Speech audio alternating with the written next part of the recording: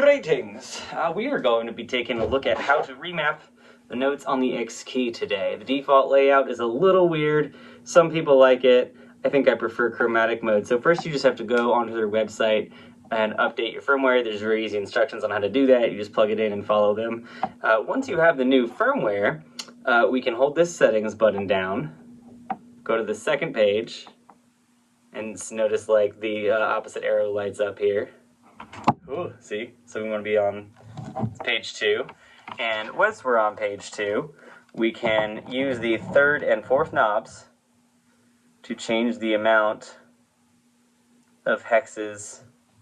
I think the default layout is like 3 and 4 or something, so it might look more like that.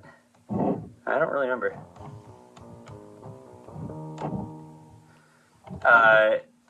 Anyway, to change it to just chromatic mode, I think we have this one on 6, this one on 5.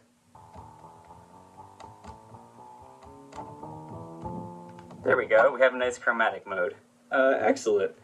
And the way that they chose to do the remapping is kind of insane. It would have been awesome if you could just like click on a MIDI note on the app and just change the note, but you can't do that. You have to use it by going into holding the settings button down, going over to page 2, and then you can use encoders 3 and 4 to mess with values that, to be perfectly honest with you, I don't really even understand how it works.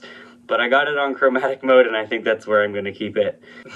Best of luck to you cracking the cryptic code on how to actually do any other sorts of configuration. I'm just happy I got it in chromatic mode. Anyways, hope this is helpful. I've been Nick at Misty Music Studio. Hope that helps. See ya.